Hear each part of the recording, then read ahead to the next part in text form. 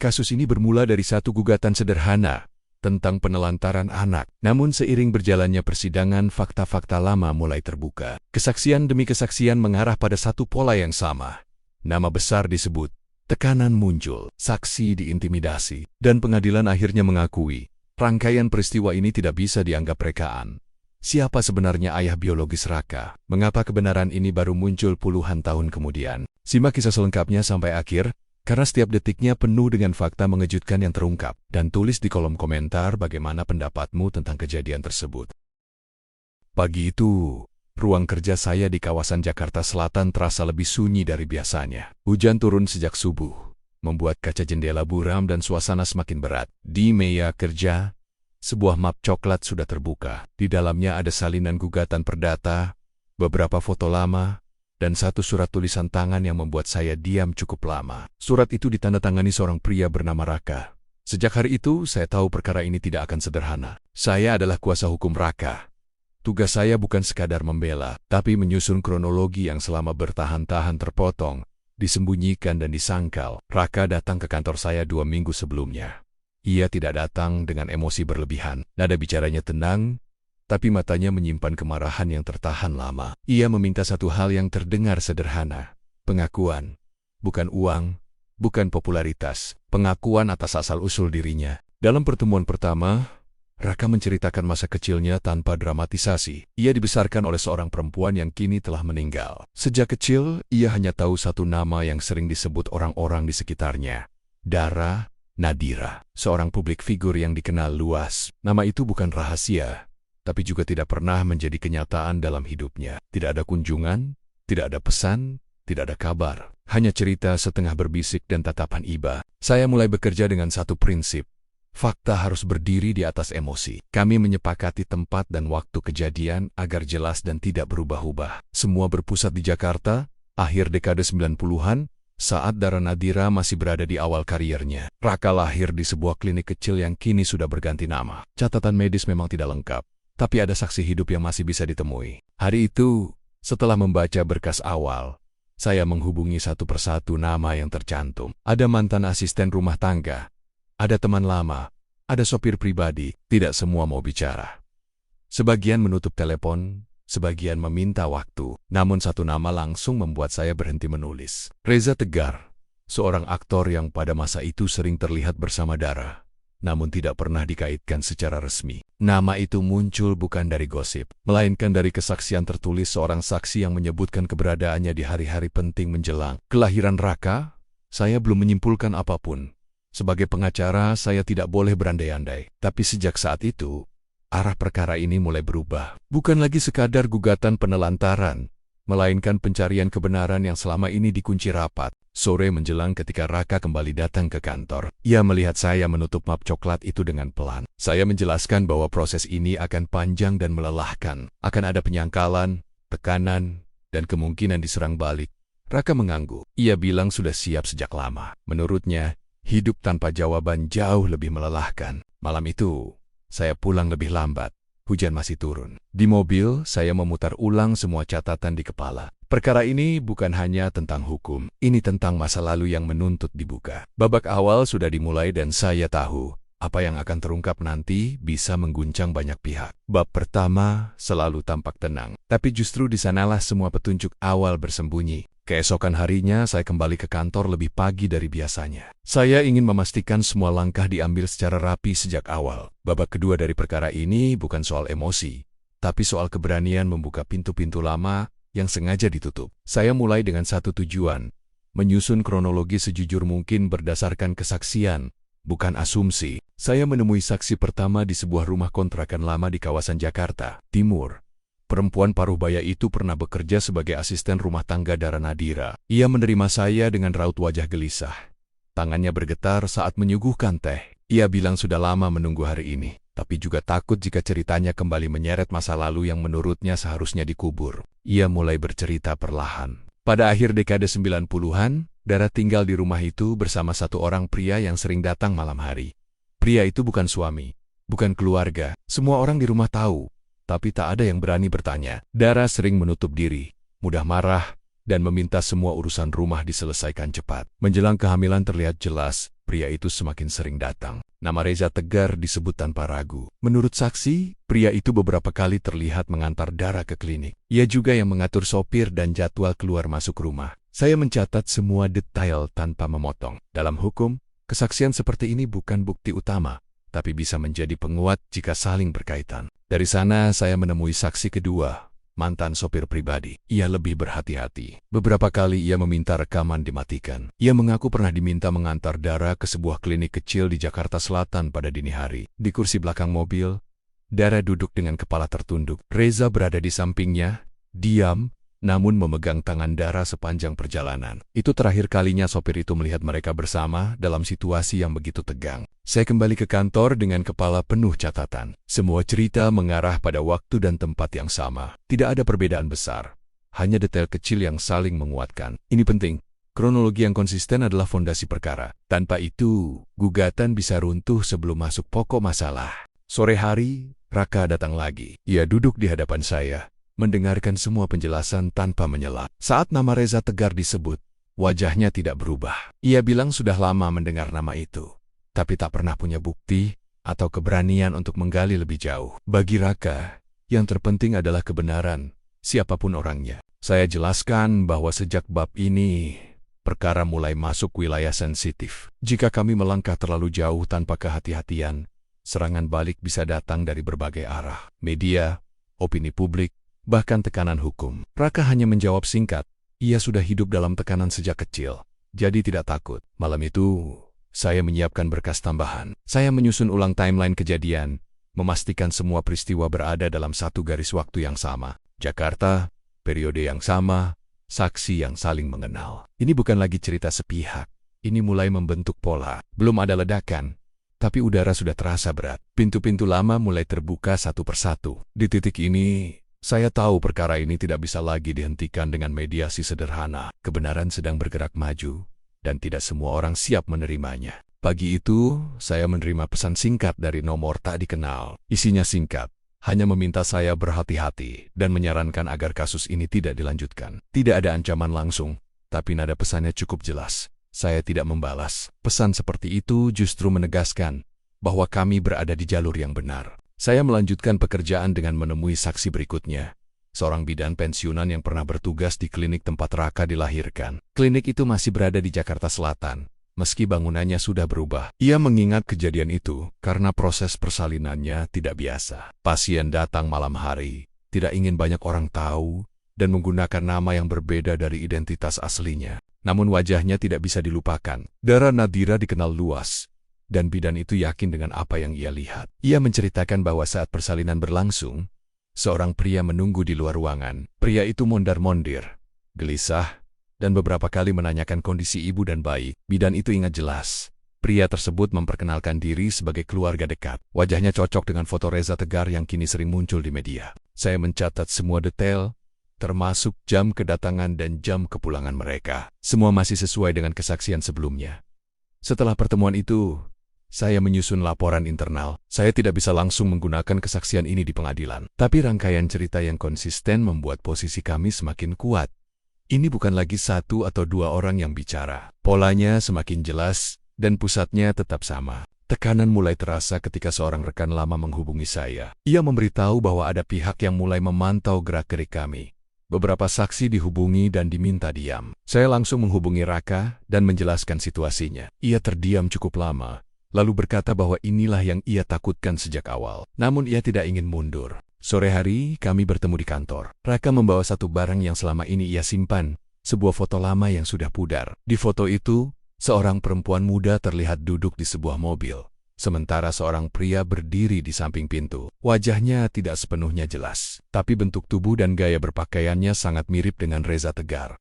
Foto itu diambil di sekitar klinik yang sama, pada periode yang sama. Saya menatap foto itu cukup lama. Ini bukan bukti hukum yang kuat, tapi nilainya sangat besar secara konteks. Saya mulai menyadari bahwa puncak konflik semakin dekat. Saya mengingatkan Raka bahwa setelah ini, tidak ada jalan kembali. Jika nama besar sudah terseret lebih jauh, tekanan akan berlipat. Malam itu, Saya pulang dengan perasaan berat. Di rumah saya membaca ulang semua catatan sejak hari pertama. Tidak ada satupun cerita yang berdiri sendiri. Semua saling terhubung, seolah menunggu waktu yang tepat untuk disatukan. Dari sini, perkara tidak lagi bisa dianggap rumor atau cerita sepihak. Kebenaran mulai menampakkan bentuknya dan saya tahu, benturan besar tinggal menunggu waktu. Tekanan mencapai titik yang lebih nyata pada hari berikutnya. Pagi itu, kantor saya didatangi 2 orang yang mengaku sebagai perwakilan sebuah firma hukum besar. Mereka datang dengan sikap sopan, tapi pesan yang dibawa jelas. Mereka meminta saya menghentikan pendalaman perkara ini dan menyarankan penyelesaian tertutup. Tidak ada ancaman tertulis, hanya kalimat yang disusun rapi agar terdengar masuk akal. Saya menolak dengan tenang. Sebagai pengacara, saya tahu perbedaan antara nasihat dan upaya membungkam. Setelah mereka pergi, saya langsung menghubungi Raka. Saya tidak ingin ada informasi yang ditutup-tutupi. Ia datang ke kantor siang itu juga. Wajahnya terlihat lelah, tapi matanya tetap fokus. Artinya, apa yang kami kumpulkan selama ini dianggap berbahaya bagi mereka. Raka mengangguk. Ia bilang sudah menduga hal ini akan terjadi. Kami kemudian memeriksa kembali semua kesaksian dengan lebih ketat. Saya tidak ingin ada celah sedikit pun. Setiap detail waktu dan tempat disesuaikan ulang. Semua masih berpusat di Jakarta, periode yang sama, dan lingkar orang yang itu-itu saja. Tidak ada loncatan cerita. Ini penting agar narasi hukum tidak mudah dipatahkan. Sore hari, saya menerima kabar dari salah satu saksi. Ia mengaku didatangi orang tak dikenal yang meminta dirinya menarik kesaksian. Nada bicaranya halus, tapi tekanannya terasa. Saksi itu ketakutan dan meminta perlindungan hukum. Saya menyadari bahwa situasi telah berubah. Ini bukan lagi perkara pribadi, tapi sudah menyentuh kepentingan besar. Di tengah situasi itu, Raka mengajukan satu permintaan. Ia ingin bertemu langsung dengan Dara Nadira. Bukan untuk menekan, tapi untuk mendengar langsung penjelasan darinya. Saya menimbang permintaan itu dengan serius. Secara hukum, pertemuan itu berisiko. Namun secara manusiawi, saya mengerti alasannya. Setelah berdiskusi panjang, saya menyarankan agar pertemuan dilakukan secara resmi melalui jalur hukum, bukan tatap muka pribadi. Malam menjelang ketika saya menerima satu dokumen tambahan. Dokumen itu berupa catatan pengeluaran lama yang berasal dari seseorang yang pernah mengurus keuangan Dara. Di dalamnya tercantum biaya klinik dan transportasi dengan inisial yang sama berulang kali. Inisial itu cocok dengan nama Reza Tegar. Saya tidak langsung menyimpulkan, tapi catatan ini memperkuat pola yang sudah terbentuk sejak awal. Saya menunjukkan dokumen itu kepada Raka.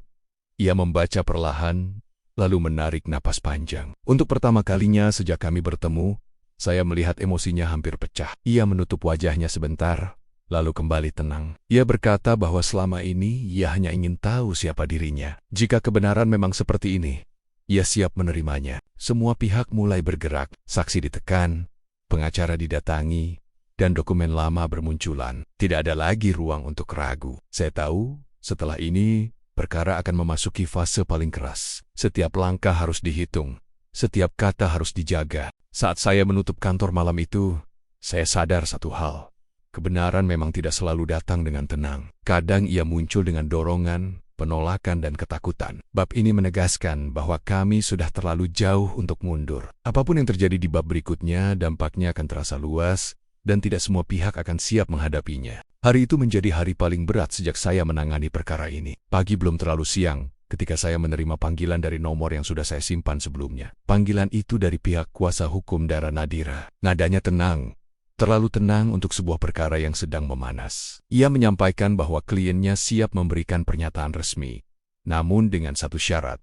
Semua tuduhan tentang keterlibatan Reza Tegar harus dihentikan. Saya mendengarkan tanpa memotong. Setelah ia selesai, saya menjawab singkat bahwa perkara ini bukan soal menyebut atau tidak menyebut nama, melainkan soal rangkaian peristiwa yang harus diuji kebenarannya. Saya menutup telepon dengan perasaan tidak nyaman. Percakapan itu bukan tawaran damai, melainkan upaya mengendalikan arah cerita. Raka datang ke kantor tidak lama kemudian. Wajahnya terlihat tegang.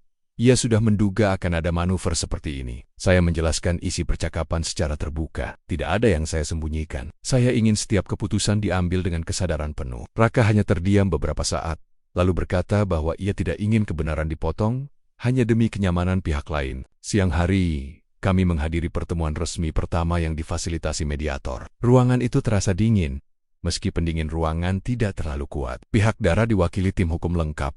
Dara sendiri tidak hadir. Mereka menyampaikan bantahan umum, menyebut semua kesaksian sebagai cerita sepihak dan tidak memiliki bukti kuat. Saya menanggapi dengan tenang, saya tidak menyerang, hanya menyampaikan bahwa kesaksian, dokumen, dan kronologi yang konsisten adalah dasar hukum yang sah untuk diuji di persidangan. Di titik itu, suasana berubah. Salah satu kuasa hukum lawan menyebut nama Reza Tegar secara langsung dan meminta kami bertanggung jawab atas dampak reputasi yang timbul. Saya menjawab bahwa nama itu tidak pernah kami munculkan tanpa dasar. Nama itu muncul dari saksi, catatan, dan hubungan waktu yang sama. Jika mereka merasa keberatan, ruang pengadilan adalah tempat yang tepat untuk membuktikannya. Setelah pertemuan selesai, tekanan terasa semakin kuat. Beberapa media mulai menghubungi kantor saya. Saya menolak semua wawancara. Perkara ini belum saatnya diperdebatkan di ruang publik. Raka juga saya minta untuk menjaga jarak dari media. Ia setuju, meski saya tahu beban di pundaknya semakin berat. Sore menjelang ketika saya menerima satu pesan penting dari saksi kunci. Ia bersedia memberikan pernyataan tertulis di bawah sumpah. Pernyataan itu menyebutkan dengan jelas bahwa Reza Tegar berada di klinik pada hari kelahiran Raka dan terlibat dalam pengaturan logistik. Ini bukan lagi cerita lisan, ini pernyataan resmi yang siap diuji. Saya menunjukkan pesan itu kepada Raka. Tangannya gemetar saat membaca. Kali ini ia tidak bisa menahan emosinya. Ia berkata bahwa selama ini ia hidup tanpa identitas yang jelas, dan hari ini semua potongan itu mulai menyatu, meski terasa menyakitkan. Bukan karena teriakan atau keributan, tapi karena semua pihak akhirnya berdiri di posisi masing-masing. Tidak ada lagi ruang abu-abu. Kebenaran dan penyangkalan kini saling berhadapan secara terbuka. Malam itu, saya duduk sendiri di kantor setelah semua orang pulang. Saya menatap berkas yang kini semakin tebal. Saya tahu, setelah bab ini, perkara akan masuk fase yang lebih formal dan keras. Tidak ada lagi kompromi diam-diam. Kebenaran sudah terlalu dekat untuk dihindari, dan dampaknya tidak akan kecil bagi siapapun yang terlibat. Setelah pertemuan resmi dan pernyataan tertulis saksi kunci, semua langkah berikutnya harus lebih terukur. Tidak ada lagi ruang untuk improvisasi. Setiap kalimat yang keluar dari mulut saya kini memiliki konsekuensi hukum yang jelas. Pagi itu saya menyusun berkas lanjutan untuk persidangan berikutnya. Semua dokumen diperiksa ulang, dari kesaksian tertulis, catatan pengeluaran, hingga foto lama yang pernah ditunjukkan Raka. Saya menyingkirkan dokumen yang berpotensi melemahkan posisi kami. Bukan untuk menutup kebenaran, tapi agar fokus perkara tidak melebar dan mudah diserang balik. Raka datang menjelang siang. Sikapnya berubah dibandingkan hari-hari sebelumnya. Ia tidak lagi terlihat gelisah, justru lebih tenang. Ia bilang semalam hampir tidak tidur, tapi untuk pertama kalinya ia merasa tidak sendirian. Ia tahu, apapun hasil akhirnya, setidaknya ia sudah berjuang mencari kebenaran dengan cara yang benar. Kami membahas kemungkinan terburuk. Saya menjelaskan bahwa pihak lawan hampir pasti akan menyerang kredibilitas saksi dan mempertanyakan motif gugatan. Mereka bisa menyebut ini sebagai upaya mencari keuntungan atau sensasi. Raka mendengarkan dengan serius. Ia mengatakan siap jika niatnya dipelintir. Baginya, hidup dalam ketidakpastian jauh lebih menyakitkan daripada dicurigai. Siang hari, saya menerima kabar bahwa tim Reza Tegar telah menunjuk kuasa hukum sendiri. Ini menandakan satu hal. Namanya tidak lagi bisa dilepaskan dari perkara ini. Saya tidak merasa puas atau senang mendengarnya. Sebagai pengacara, saya tahu ini akan memperumit situasi. Namun secara hukum, ini juga membuka ruang pembuktian yang lebih jelas. Sore menjelang, saya memanggil saksi kunci untuk memastikan kesiapan mentalnya. Ia datang dengan wajah tegang, namun tekadnya terlihat jelas.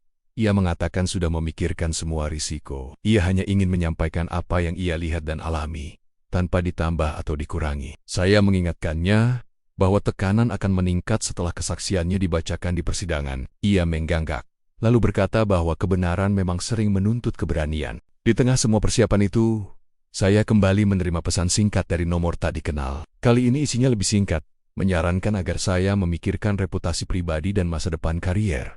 Saya menghapus pesan itu tanpa ragu. Ancaman halus seperti ini justru menguatkan keputusan saya untuk tetap berjalan lurus. Malam hari, saya dan Raka duduk berhadapan tanpa banyak bicara. Tidak ada lagi hal teknis yang perlu dibahas. Semua sudah disiapkan. Raka berkata bahwa jika nanti ia harus berhadapan langsung dengan Dara di ruang sidang, ia ingin melakukannya dengan kepala tegak. Ia tidak ingin menuduh, hanya ingin diakui sebagai manusia yang punya asal-usul. Setelah puncak konflik terlewati, fase ini menjadi masa penentuan. Semua pihak sudah menunjukkan posisi, tidak ada lagi gerak mundur tanpa kehilangan muka. Saat saya meninggalkan kantor malam itu, saya menyadari satu hal. Perkara ini telah berubah dari sekadar gugatan perdata menjadi perjalanan personal bagi Raka, dan juga ujian profesional bagi saya. Apapun yang terjadi di bobot berikutnya, fondasi sudah terbangun. Sekarang, kami hanya tinggal melangkah maju dan membiarkan proses hukum bekerja, meski jalannya tidak akan ringan. Ruang sidang menjadi pusat perhatian, bukan hanya bagi kami, tetapi juga bagi banyak pihak yang diam-diam mengikuti perkembangan perkara ini. Saya datang lebih awal bersama Raka.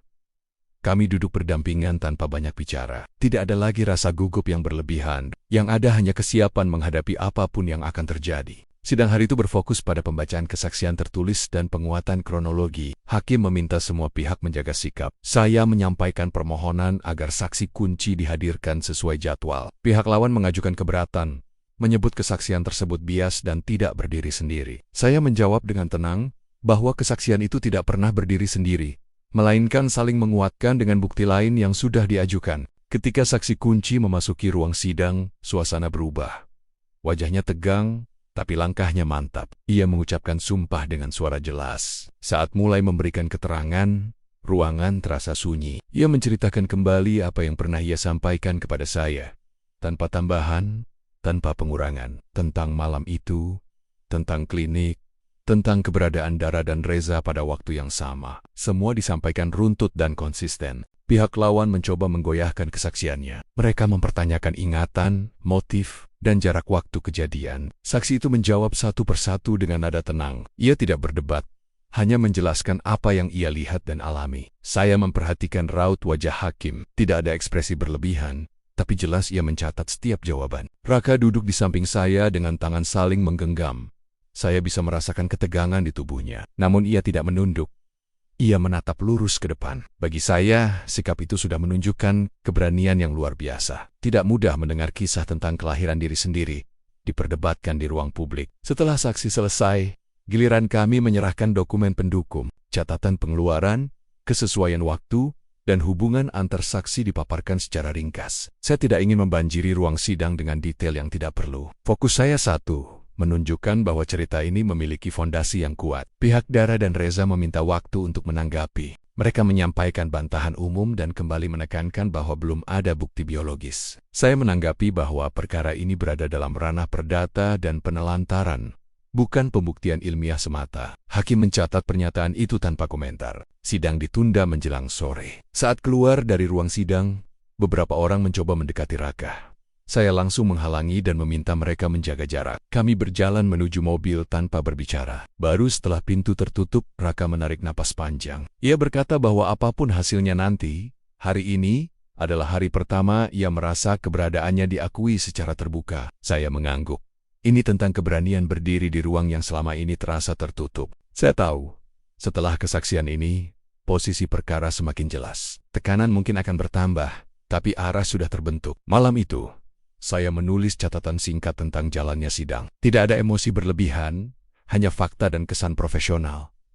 Namun di balik semua itu, saya menyadari satu hal penting. Bab ini menunjukkan bahwa kebenaran tidak selalu langsung mengubah segalanya, tapi ia mulai menggeser keseimbangan. Dan ketika keseimbangan bergeser, hasil akhir tinggal menunggu waktu. Setelah sidang sebelumnya, perhatian publik mulai meningkat.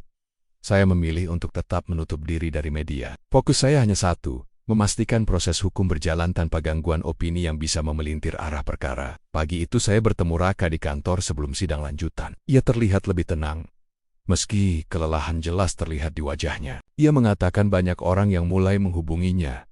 Sebagian memberi dukungan, sebagian justru mempertanyakan niatnya. Saya mengingatkan bahwa respon seperti itu tidak bisa dihindari. Ketika perkara sudah terbuka, semua orang merasa berhak menilai. Sidang hari itu difokuskan pada tanggapan pihak Dara dan Reza atas kesaksian dan dokumen yang kami ajukan. Tim hukum mereka menyampaikan bantahan dengan bahasa yang rapi dan terukur. Mereka menekankan bahwa semua yang kami sampaikan belum cukup untuk membuktikan hubungan hukum yang jelas. Saya tidak terkejut. Strategi ini sudah saya perkirakan sejak awal. Yang menarik perhatian saya adalah perubahan nada bicara mereka. Tidak lagi defensif seperti sebelumnya, tapi lebih berhati-hati. Mereka tidak menyangkal keberadaan di waktu dan tempat yang sama, hanya menyebutnya sebagai kebetulan yang tidak bisa ditarik terlalu jauh. Bagi saya, Ini sudah menjadi sinyal penting. Ketika penyangkalan berubah menjadi pengaburan, artinya tekanan mulai bekerja. Hakim memberi kesempatan kepada saya untuk menanggapi. Saya menyampaikan bahwa perkara ini bukan tentang satu kejadian tunggal,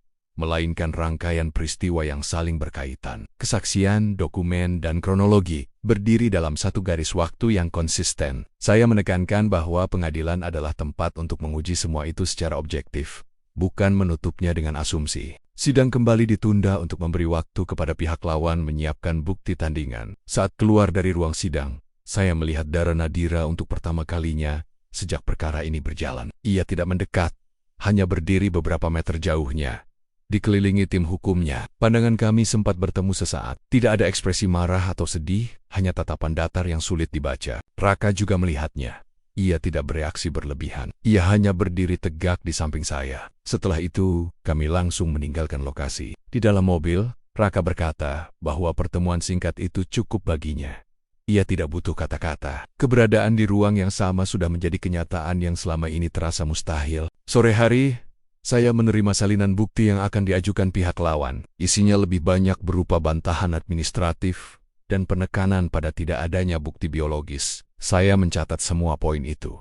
Tidak ada serangan baru, tidak ada kejutan besar. Ini menandakan mereka mulai bermain aman. Malam itu, saya mengajak Raka berdiskusi singkat. Saya menjelaskan bahwa bab ini adalah fase penyeimbang. Setelah tekanan besar di sidang sebelumnya, kini semua pihak menahan diri. Ini bukan tanda perkara melemah. Justru tanda bahwa hasil akhirnya mulai dipertimbangkan secara serius. Roka menggarti. Ia bilang tidak lagi mengejar hasil tertentu, hanya ingin proses ini selesai dengan jujur. Tidak ada ledakan emosi, tidak ada konfrontasi terbuka. Namun di balik ketenangan itu, arah perkara semakin jelas. Semua pihak mulai berhitung, bukan lagi berbicara dengan emosi. Bagi saya, ini tanda bahwa kebenaran sudah cukup kuat untuk membuat semua orang berhenti berteriak dan mulai berpikir. Setelah pihak lawan menyerahkan bantahan dan bukti administratif, ruang sidang tidak lagi riuh. Semua pihak tampak menahan diri. Tidak ada pernyataan keras, tidak ada manuver terbuka. Namun justru dalam keheningan itulah ketegangan paling terasa. Pagi itu saya datang ke kantor dengan satu tujuan, merapikan kesimpulan akhir. Saya menyusun ulang semua berkas sejak awal perkara. Saya membaca kembali setiap kesaksian, mencocokkan waktu, memastikan tidak ada celah yang bisa dipatahkan. Bukan karena ragu, tetapi karena fase ini menuntut ketelitian penuh. Satu kalimat yang lemah bisa mengaburkan seluruh rangkaian. Raka datang menjelang siang. Ia duduk tanpa banyak bicara. Wajahnya terlihat lebih dewasa dibandingkan pertama kali kami bertemu. Saya menyampaikan bahwa sidang berikutnya akan berfokus pada kesimpulan dari kedua belah pihak. Tidak akan ada saksi baru. Tidak ada bukti tambahan yang signifikan. Semua akan dinilai dari apa yang sudah disampaikan. Raka bertanya dengan suara pelan, apakah menurut saya peluangnya masih ada? Saya menjawab jujur, bahwa perkara hukum tidak pernah bisa dipastikan 100%. Namun dari sisi kronologi dan konsistensi, posisi kami kuat. Ia mengganggu. Ia bilang sudah menerima kemungkinan apapun. Yang penting baginya, kebenaran sudah diperjuangkan sampai batas terakhir. Sidang hari itu berlangsung singkat. Saya menyampaikan kesimpulan dengan bahasa yang lugas. Saya tidak menekan, tidak menyerang pribadi. Saya hanya menegaskan kembali rangkaian peristiwa yang konsisten, kesaksian yang saling menguatkan, dan fakta bahwa penyangkalan tidak membatalkan keberadaan kejadian. Pihak lawan menyampaikan kesimpulan dengan nada defensif. Mereka tetap berpegang pada tidak adanya bukti biologis dan menyebut semua sebagai dugaan. Hakim mendengarkan tanpa menyela. Ia mencatat beberapa hal dan menyatakan bahwa putusan akan dibacakan pada sidang berikutnya. Ketukan palu terasa lebih berat dari biasanya. Bukan karena suaranya, tetapi karena maknanya. Penantian hampir selesai. Setelah sidang, Raka dan saya berjalan keluar gedung pengadilan. Udara sore terasa panas, namun langkah kami ringan. Tidak ada pembicaraan panjang. Kami sama-sama tahu bahwa semua yang bisa dilakukan sudah dilakukan.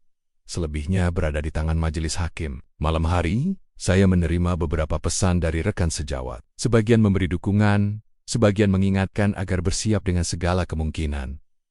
Saya menutup ponsel lebih awal. Untuk pertama kalinya sejak perkara ini berjalan, saya memilih pulang tepat waktu. Saya ingin kepala saya jernih.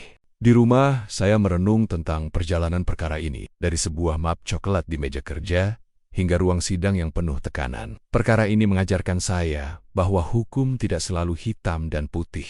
Ia sering berada di wilayah abu-abu, di antara fakta dan keberanian untuk mengungkapkannya. Ini tentang penantian dan penerimaan. Semua pihak telah berbicara, semua bukti telah diserahkan. Tidak ada lagi yang bisa ditambahkan tanpa mengulang. Bagi Raka, fase ini menjadi ujian kesabaran. Bagi saya, ini menjadi ujian profesionalitas. Saat saya mematikan lampu kamar, satu pikiran terlintas jelas. Apapun putusan nanti, perkara ini sudah mengubah banyak hal. Tidak hanya bagi Raka, tetapi juga bagi mereka yang selama ini memilih diam. Bab terakhir tinggal menunggu waktu, dan di sanalah semua perjalanan ini akan menemukan maknanya. Hari putusan tiba dengan suasana yang lebih tenang dibandingkan hari-hari sebelumnya. Tidak ada kerumunan besar, tidak ada teriakan, hanya wajah-wajah tegang yang mencoba terlihat biasa.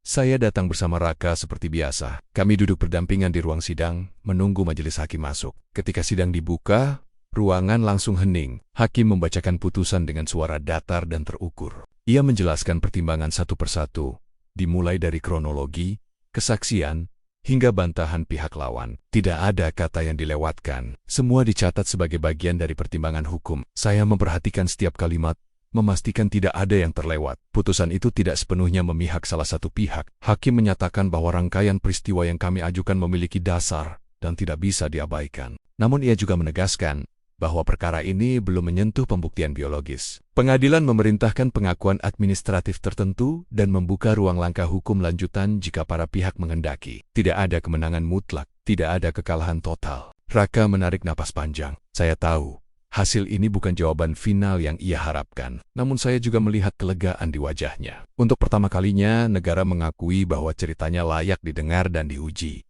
Itu bukan hal kecil. Di ruang sidang, pengakuan seperti itu memiliki makna besar. Pihak lawan menerima putusan dengan sikap formal. Tidak ada pernyataan emosional. Semua berjalan sesuai prosedur. Setelah palu diketuk, sidang dinyatakan selesai. Saya berdiri dan menjabat tangan Raka.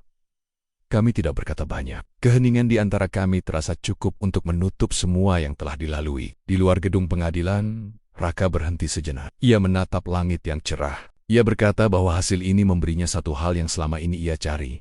Kepastian bahwa hidupnya bukan cerita rekaan. Ada proses, ada catatan, dan ada pengakuan. Bagi dirinya, itu sudah menjadi titik awal yang baru. Saya menjelaskan langkah berikutnya secara singkat. Ada pilihan untuk melanjutkan. Ada juga pilihan untuk berhenti.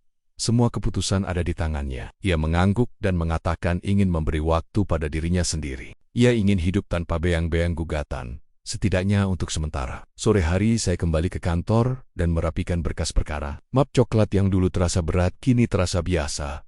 Saya menyimpan semuanya dengan rapi. Sebagai pengacara, saya terbiasa dengan perkara datang dan pergi. Namun perkara ini berbeda. Ia meninggalkan jejak, bukan hanya di arsip, tetapi juga di pikiran saya. Malam itu, saya menulis catatan penutup untuk diri sendiri tentang bagaimana kebenaran sering datang tidak dalam bentuk jawaban mutlak, melainkan pengakuan bertahap, tentang bagaimana hukum memberi ruang, bukan kepastian emosional, dan tentang bagaimana seorang klien mengajarkan saya arti keteguhan tanpa teriakan. Raka melangkah dengan kepala tegak. Saya kembali menjalani profesi dengan pelajaran baru. Tidak semua kebenaran harus selesai di pengadilan. Sebagian cukup diakui, agar seseorang bisa melanjutkan hidup tanpa beban yang sama.